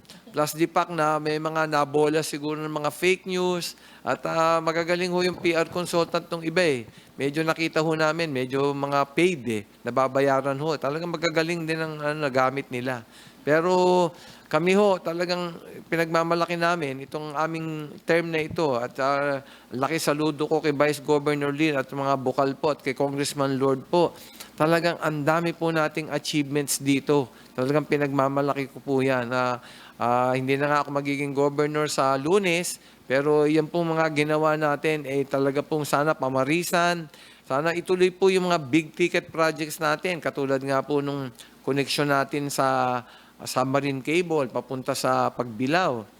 Kaso ho, nung pa kami nag-apply niyan 3 years ago, inapprove lang ng ERC yung submarine cable nito lang 2024. Tapos magagawa pa daw 2029. Pero yung sa kuryente naman ho, pinagmamalaki namin. Tinututukan namin palagi yung Napocor. Siyempre ho, si Kong chairman din ng DOE. Yung Napocor ho, hindi nagpapabaya sa supply dito. Ang ating capacity sa kuryente ay 18 megawatts. Ang nagagamit ho natin, 14 megawatts lang hanggang 60 na pinakamataas. So may supply ho tayo. Nung nagkakaproblema ang brownout, dahil kasi ang lalakas ng hangin ngayon, ang dali-daling maputol ng ng transmission line, yung mga sanga ng puno, ganyan. At minsan nga, pinaliwanag ni GM Sol, minsan ho, yung tuko, mahaba yung buntot, tatama doon sa kabilang kuryente, nag-short circuit. Itong mga naninira, kung ano-ano sinasabi, yung mga sinasabi ko, technical ho yan, galing ho yan sa Marelco. Hindi ko gawa-gawa yan. Kinuha ni Kong yung power barge na halos 2 megawatts. Sariling pera niya ho ginasta ron para nga masolve ho yung ating problema sa kuryente. Pero sa ngayon ho, stable yan. Yung brownout ho, nangyayari yan dahil yung genset minsan, naglolo ko rin ho yun Di ba? At saka may maintenance ho yan ng brownout. Ganyan ho yan Pero masasabi ho natin, yung ating kapasidad sa kuryente ngayon ay maayos. At hindi niya masasabing palpak yan. Pero eventually ho, kailangan talaga tayong kumonekta sa Luzon grid para mas maraming supply. Yung tubig ho natin, pinagmamalaki ho natin, nakuha ho natin yung project na yan, yung sa Santa Cruz, sa Makulapnit River ang gagamitin. 360 million yan. Ang may problema, yung luwa, hindi ho tayo. Nagawa na ho natin lahat ng paraan. Tinutukan ho namin yan. Halos mga once a month, nandun kami sa luwa. Tinututukan ho namin yan. May i-implement na ho yata. Medyo mahirap yung project eh. Yung Tumagabok, bidding ko na ho yan kay Attorney Joy Salonga, yung administrator ng luwa. Yung Bagtingon River ho, na kailangan ng binabista ho, tinututukan namin ni Vice Governor Lin yan para tuloy-tuloy ang project kasi kailangan ng mabuti ng binabista, walang tubig eh. Yung mga ganyan, yan ang solusyon sa tubig. At saka yung dredging na sinasabi ko, yung mga ilog, kailangan i-dredging yan. Tapos may mga small water impounding facility or mga mini dam ho yun para mag-store tayo ng tubig sa ilog. Hindi natin maaasahan yung mga At yung infrastructure ho, sinasabi, mining daw ho yung sa shore protection. Yan ho, project ng national government At nakikita ko, kailangan din ho yan, yung shore protection sa mga baybay dagat. At yung mga kapakanan naman ng mga farmers, fishermen, ay binibigyan naman po ng proteksyon niya. Kasi inaalagaan din po yung kapakanan nila na hindi mapiperwisyo yung pangingisda nila. Pero kailangan din po yung shore protection na yan. So, pinagmamalaki po namin, sa term po namin, marami ho tayong nagawa ng mga first sa history po na ang lalaki po ng ating mga achievements. So, naniniwala kami na nakapag-iwan kami ng pamana na maganda sa ating lalawigan, lalo na po yung naging second-class province po tayo. Ang laking tulong po niyan, maraming pakinabang po yan, iba po ang darating na biyaya po sa atin, lahat ay bibigyan ng magandang benepisyo po dyan. So, Governor, medyo mahaba na rin po yung mga tanong ho na naibato namin sa inyo at alam ko pong ang dami nyo na rin pong mga ginawa kanina pang umaga at kasi ang dami hong mga nakikita ko ho ngayong mga komento ho doon sa live. Ang sabi ho nung mga kababayan natin ay bakit ngayon lang daw ho kayo nagpapaliwanag ay huli na daw po ang lahat. Dapat nung una pa daw po. Ano pong komento nyo doon, Governor? Well, sa totoo lang, nagpunta nga ako sa New York na-delay din yung kampanya namin, nagkagulo-gulo rin yung schedule ko At saka, yun na nga, medyo, sabi ko, hindi naman maniniwala ang mga tao dito na nagbimina kami, lalo ako. Bakit ako papayag niyan? Ako galing sa Supreme Court, ako pa magbimina ng illegal. Ako ngayon nagpapahuli. Akala ko naman naiintindihan ng tao na hindi totoo yung pinagsasabi niyan. Siguro medyo naguluhan yung iba na bola, pero wala tayong magagawa. We learn from experience. Sabi nga ni Abraham Lincoln, kung lahat ng mga akusasyon sa iyo at paninira, babasahin mo at sasagutin mo, wala kang magagawa. Basta kami ho, dito, ay gagawin namin yung dapat gawin sa pinaka-the best naming alam na gagawin na paraan. At kung sakali man ho na maganda yung kinalabasan, lahat ng paninira niyan ay walang baliwala yun. Ngayon, kung talaga yung resulta ay hindi maganda, kahit daw 10 anghel magsabi na tama ka, baliwala yun. Dahil ang importante, yung sa konsensya mo, sa pagmamahal mo sa bayan, binigay mo yung talagang nararapat para sa ikaka-asenso at ikakabuti po ng bayan at ng mga kababayan po. Yan ang importante. Kaya binabaliwala ko yan pero iba pala yung social media. Siguro nga ho nung panahon ni Abraham Lincoln walang social media masyadong ganyan, walang cellphone kasi. Pero ngayon natuto na ho tayo. So kailangan ho talagang bantayan ho yan at paliwanagan yung ating mga kababayan. And with that, Governor, dahil masyadong lumaganap yung misinformation, disinformation, or fake news, ano po yung mga hakbang na gagawin po ninyo doon sa mga taong nagpakalat ng mga maling impormasyon? Meron na ho ba kayong na alam niyo ginawang- po yan, ay siyempre, sumangguni naman po tayo sa NBI at hintayin ko po yung rekomendasyon ng mga taga-NBI. At siyempre po, ay mukhang nakikita naman nila kung saan po nang gagaling yung mga yan Alam naman, kilala naman ho yan pwede ho tayong gumawa ng hakbang na legal. At siyempre, alam ko naman ho yan kung ano yung mga offenses o crimes committed. hintayin ko lang ho. At titignan ho natin kung ano magandang hakbang. Pero alam na ho natin niya kung saan ang galing yung mga yan. At nasanggunin na ho namin sa NBI yan eh. Ho? So, hintayin na lang ho natin at tignan ho natin kung ano magandang gagawin. At sa pangwakas po, Governor and Vice Governor, baka may mga nais pa po kayong mensahe na ipaabot para sa ating mga kababayan sapagkat sa July 1, kayo po ay balik pribadong citizen na ng ating bansa. Okay.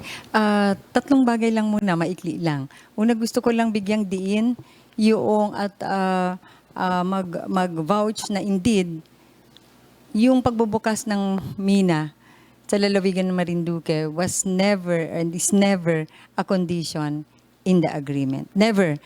At hindi rin naman kami papayag, lalo na ay pareho pala kaming galing Mogpog, lalo na ako. Dahil kung merong biktima dito at nakaranas ng epekto, masamang epekto at hirap ng irresponsableng pagmimina at ng damios na kanilang iniwan, ako yon, ang aking pamilya at ang aking komunidad sa bayan ng Mogpog. At kaya rin ako napasok sa politika noong 1995 ay sa aking pagnanais na maging bahagi ng advokasyang ito. Kaya napaka-imposible na pumayag kami sa agreement kung yun ay isa sa kondisyon. Not to mention na meron na ng official position ang provincial government na naka-embody pa hindi sa isang resolution kundi sa isang environment code, isang lokal na batas. Ikalawa, yung binabanggit na mga ilang legacy ni Governor, gusto ko lang i-highlight. Ang lahat ng yan ay nangyari na nang nagsisimula kami dito sa term na ito. Ang pera lang na binabudget ng provincial government ay nasa 900 million lamang. Pero ang umikot sa mga proyekto, dun lamang sa mga improvement dito sa provincial hospital mismo, ay around 1 billion na yan. Yung infrastructure na isinagawa plus yung mga equipping na in the pipeline, ang pondo niya nanggaling din sa DOH, pinaghirapan at ginamitan ng maayos na relasyon at koneksyon.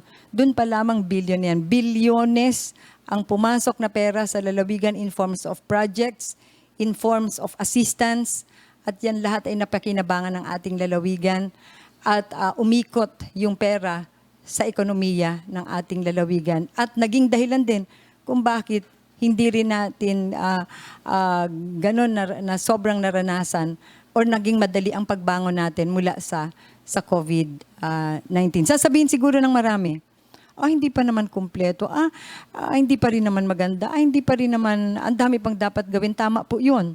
Marami pa talagang dapat gawin. Pero we can never deny na ang mga nangyari nitong 6 na taon, kasama yung 3 taon na ako'y katuwang ng ating gobernador at ng ating congressman bilang vice governor, ay very significant. Very significant. At hindi ito mangyayari. Hindi ito mangyayari kung hindi nagkataon ng ating congressman ay naging speaker ng House of Representatives. At marami din dyan ang hindi mangyayari kung ang ating gobernador ay hindi dating justice ng Supreme Court. Kaya maaring totoo, it's not yet an ideal state, but it is very far from what we had and from the condition that we had when we were starting. And it is not yet perfect, pero it could have been worse kung hindi nagkaroon ng effective interventions ang mga namumuno sa pakikipagtulungan ng lahat ng ating mga service partners from the different sectors. National government agencies, civil society organizations, private organizations, even individuals. At gusto ko ring i-recognize, lalo na dun sa search for environmental justice, we recognize the role played by the Marinduque Council for Environmental Concerns in sustaining the environmental advocacy that maintain the passion of everyone para rin isulong itong ating mga naisulong na mga advokasyang pangkalikasan. So, yun lamang at panghuli, sa aking mga kababayang Marinduqueño, alam kong nahihirapan na kayong hindi niyo na minsan maintindihan kung alin at sino ang papaniwalaan. Kaya nga po, kailangan ay gawin din natin yung ating role ng research, pagbabalidate. Dahil ako naman po naniniwala, Governor, ng ating mga kababayan, coming from Marinduque, puso ng Pilipinas. Ang puso ng Marinduqueño ay talagang busilak din at mababait. Pero mag-ingat po tayo, mga kapwa ko Marinduqueño, that in modern times, may mga bagong anay ng lipunan. Be careful with what you eat every day. Be careful with what we read in social media every day. Dahil may sinasabi, we are becoming what we eat. Kung araw-araw ang kinakain natin ay fake news, kung araw-araw ang kinakain natin ay hate campaign, before we know it, baka yung mga Marinduqueñong kilala sa pagiging mabait at mabuting tao, before we know it, baka nagbago na pala ang ating identity at kultura bilang Marinduqueño. What we did sa aming we recognize that fake news in social media is becoming a serious peace and order issue. Kaya bago magtapos ang aming terminal session kanina, ay nagpasa kami ng isang resolution calling already the assistance of some government institutions, NBI, PNP, in helping us conduct needed investigations that may be necessary and probably identify possible violations for anti-cyber crime being committed by some. Biro nyo po, nag-request lang ako, nagsulat lang ako for exit meeting dahil bilang responsableng outgoing official, gusto ko sanang mag-report sa aking mga nasasakupan. Biglang ipinost ng ang pangalan ay Tagamasid. At ako raw ay nag-iimbita ng party. Natalo ng araw ako, nagpa-party pa ako. Samantalang ang provincial government daw ay bangkarote. That is an example of fake news destroying not just individuals, pero ang dinidestroy na po niyan ay institusyon, which ultimately, ang dinidestroy ay ang lalawigan ng Marinduque. Kaya we should not allow this. Be careful po, mga kababayan kong Marinduqueño.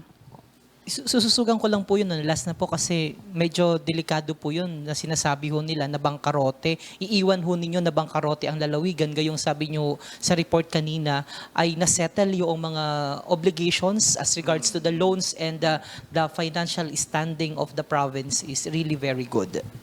Tama po si Vice Governor din Itong ating mga kababayan, kung talagang kababayan po natin sila at hindi po sila bayarin na mga pang-PR campaign na ganyan, ay wag naman po nating sirain itong ating lalawigan. At mali-mali po yung sinasabi nyo, yung mga fake pong yung ganyan pinagsasabi, false statements, ang nasisira po niyan, yung lalawigan po natin. Ang ganda-ganda na po ng ating sitwasyon, second class province na po tayo. Ano pong significance niyan? Di dapat ho ay maraming investor na darating, maganda na ang sitwasyon dito. Tapos maririnig yung mga komentong ganyan na bangkarote. Sino mong mag-aano ho dito? Mag-ninegosyo, yung papasok, yung mga turista. And then pati ho yung mga nakikita nila, nag-aaway pala ho dito sa Marinduque, hindi pala maganda. Samantalang tayo, drug-free, insurgency-free, at saka lowest crime rate sa buong Mimaropa. Napakagandang sitwasyon, talagang papunta na ho tayo sa first class province na totoo ating vision. Ang sumisira po sa ating probinsya ay tayo mismo. Bakit hindi ho kayo gumawa ng hakbang kung talagang ano yung nasa loob nyo at kung kayo may mga gustong itaas o iharap sa talagang sa tamang forum, gawin nyo. Huwag ho doon sa paninira at nakakasira ho sa mga kababayan natin at sa lalawigan. Hindi ho tama yun. Kung kayo ay talagang totoong Marinduqueño, huwag nyong gagawin sisirain yung ating lalawigan. Kasi ang sabi nga ho, pag nag-point ka na isang finger, 4 na fingers nakaturo sa inyo. Pati yung sarili mo, inaakusahan mo. Pati yung kinabukasan mo, kinabukasan ng mga anak mo, ng mga kamag-anak mo ay apektado. Pinaghihirapan ho natin gumandang image ng Marinduque na sa magandang business area, maging business haven, ganyan ang gagawin natin. Sino pa yung pupunta natin? Napakahirap na nga ng kondisyon natin dito. Ginagalingan na nga natin at marami tayong innovation na ginagawa. Pero lahat ho yan masisira pag ang image natin ay ganyan. Kaya tama ho, wag ho nating sirain ang Marinduque. Wag ho nating sirain ang ating mga kababayan. Pati ho yung mga kababayan natin nag-a-apply ng trabaho, nagninegosyo sa labas, at sasabihin, ganyan pala kayo mga Marinduqueño, ang gulo-gulo nyo. Ay puro mali pala yung ginagawa nyo, ang puro illegal pala kayo. Anong sasabihin sa mga Marinduqueño? Sinisira natin yung reputasyon ng ating mga Marinduqueño. Hindi ho tama yun. Wag hong ganyan. So maliwanag ho na mas napababa nyo ho yung loan ng nabayaran sa panahon po ninyo. Well, At may iwan pa nabayaran po ho ba? natin lahat yung utang. Nabayaran lahat. Nabayaran ho. At wala na tayong utang. So napakaganda ho yun. At sa tingin ho ng mga ibang financial institutions, maaasahan ho tayo dahil reliable ho tayo at saka talaga maaasahan na pag gumawa tayo ng obligation, ay tutub din natin. Yan. At saka marami hong benepisyo yan Marami pa hong pondong magagamit tayo lalo nung na-release na ho yung loan na yon. Okay na ho tayo. Isa na lamang po, Governor, siguro yung tanong nung mga naglalaro sa isipan ng ating mga kababayan at siguro yung isa nilang tanong, may dadatnan daw ho ba na pondo pa ang upcoming o incoming administration? Sigurado ho, meron hong pondo. Ayun nga yung 100 million pondo ho yun hindi ho ba? At saka tinignan na ho namin yan, may pondo siyang magagamit. Pero alam niyo ho yan, yung mga project at saka mga programa na yan ay kailangang magaling din ho kayong kumuha sa taas. Kasi ho, tayo, kung hindi talaga maganda yung revenue generation natin at aasa ka lang dyan sa nata, talagang walang mangyayari dito. Pero kami, in addition to that, may mga innovation kami kaya tayo'y kumikita. Kailangan ganun ho. Ang yung mga first-class provinces ho, hindi umaasa lang yan sa nata. Marami ho silang sources of income. Ang surplus nila ay billion-billion kasi nga maganda yung sitwasyon nila at malapit sa Metro Manila. Pero dito ho sa Marinduque, island province ho tayo, napakadihado ho tayo sa mga ganyang negosyo, sa mga pagbenta ho ng mga ating produkto. Mas mahal ho palagi ang ating produkto. Kaya kailangan meron ho tayong mga ibang sources of revenues para lumaki ang ating income. Ganyan ho ang kailangan ho natin pag-aralan. So, malaki ho ang potential. Ang kailangan ho natin talagang maano at nakalinya na naman ho sa amin yan Kaya lang nga ho ay hindi ho tayo napupaulit. Yung mga tourist projects ho natin, tourism project, ay kailangan hong pagandahin. Ang ganda-ganda ng Marinduque, pero nakikita ho namin, talagang tourism ho ang pwede rito at economic zone. Papunta na nga ho kami doon, kaya nga ho yung panturista, yung airport sa Gasang, ginagawa ho nating international airport. 2,100 meters ho yun. Marami pa ho nabubulagan, nag-uupos. Parang pabor na nga yan sa mga taga-barangay doon. Kikita na nga ho sila. Yung Balogo International Pier. Diyan ho pupunta yung cruise ship, yung mga heavy cargo. At sa tabi ho nun, yung economic zone. Sana ho ituloy nila. Pag walang economic zone ho dito, saan ho kayo maghahanap ng trabaho? Yung LMDPS ho namin, naghahanap ng trabaho. Karamihan ho ng trabaho nakukuha sa labas ng Marinduque. Wala ho naman trabaho dito Kaya ho, kailangan, you have to create yung sources of income. Yung investment area ay kailangan magawa natin. Yan, dalawa lang naman ho tourism at yung ating economic zone. Yung agriculture at kahit yung ano dyan, hindi ho natin maasahan ho yan. Kasi dihado ho tayo sa pagbenta.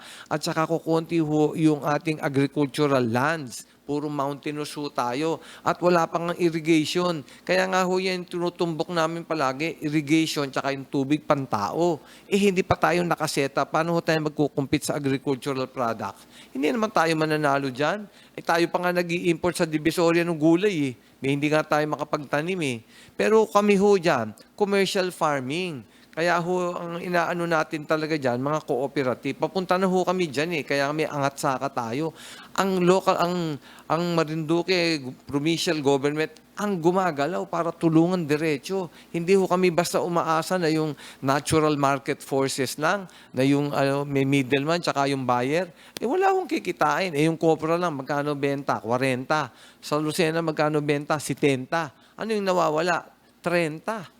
O yan yung tinutumbok po natin. At saka gusto natin finished product. Kaya yung processing ng coconut na processing facility, ginawa namin sa Pawa para mas malaki ang kita. Ganyan ho yun. Dali mo dito yung processing.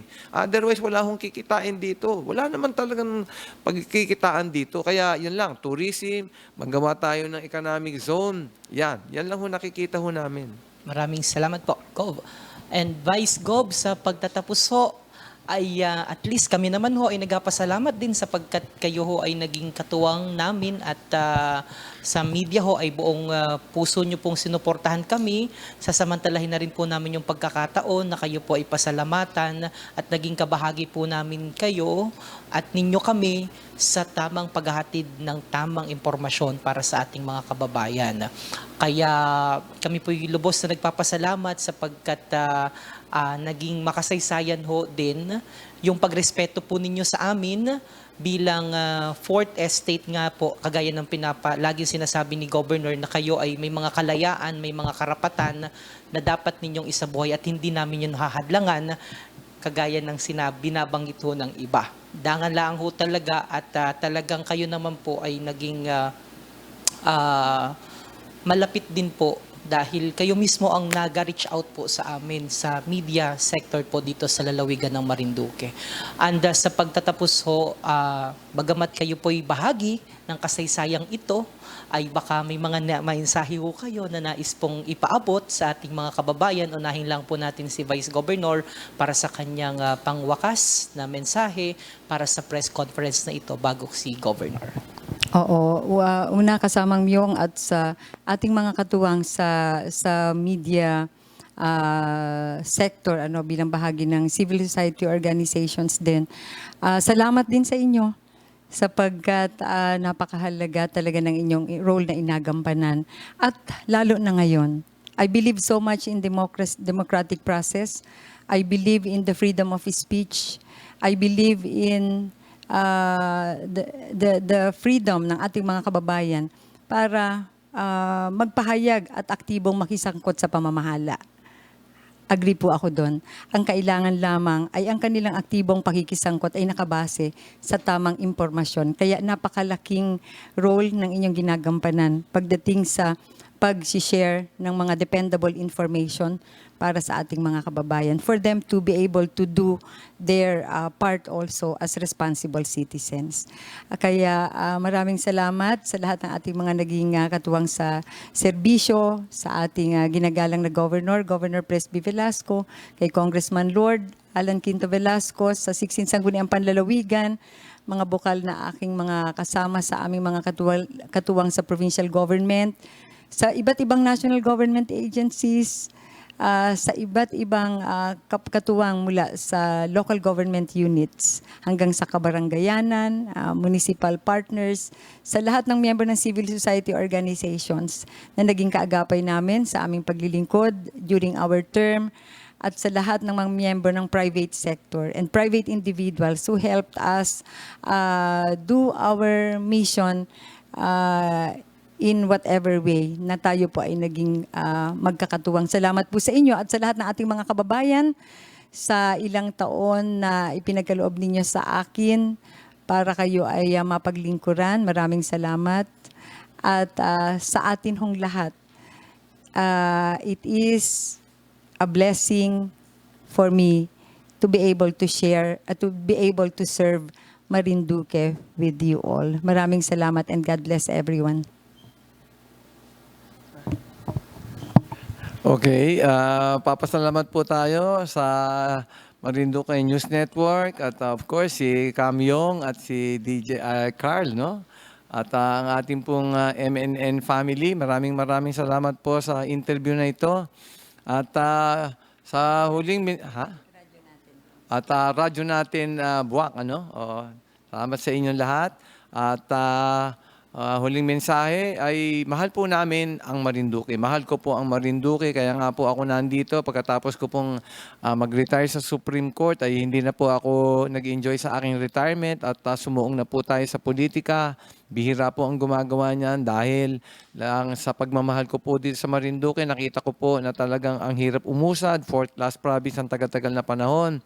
Sabi ko baka makatulong at tingin ko naman po sa aking estimasyon, nakatulong naman po ako kaya naging 2nd class province na po tayo. So ang huling mensahe ko po sa ating mga kababayan, magmahalan po tayo at palagi po tayong makiisa sa bawat isa. Yung unity po ay napaka-importante at napaliwanag ko po, ang dami pa nating problema. Yung mga basic po ay talagang ini-improve pa nating mabuti at hindi pa ho ayos na ayos talaga rin. Pero maganda na ho ang nangyari. Pero kung magtutulong-tulong po lahat mula probinsya, munisipyo at saka barangay, ay talaga pong naasenso po tayong lahat. So, mula po din kay Kong Lord at kay Mayor Lorna Quinto Velasco, yung aking pamilya po, ay nagpapasalamat po sa inyo. Palagi niyo pong tatandaan na mahal po namin kayo at ang ating mga ginagawa po dito ay dahil sa pagmamahal namin po sa inyo. Magmahalan po tayo, maging united po tayo at makikita niyo po magiging 1st class province din po tayo sa tulong ng bawat isa. Magdasal din po tayo palagi pong humingi ng gabay sa Panginoon at proteksyon. Yan lang po, maraming salamat sa inyo po lahat. At mag-ingat po tayo at palagi magdasal. Yun lang po, mabuhay po kayo. Maraming salamat po, Governor Presby Velasco, at syempre kasama rin po natin ang ating pong Vice Governor Lynn Angeles. At syempre, inyo po nakasama, ayan inyo pong friendly DJ na si DJ Car from MBC Media Group, Radyo natin na FM 105.7 FM. Maraming salamat po. At ako naman po si DJ Myong ng Marinduque News Network. Maraming po sa pagpapaunlak ng panayam at sa pagpatuloy ho na pagtataas at pagpapanatili at pagsasabuhay ng isang malayang pamamahayag. God bless po sa inyong dalawa.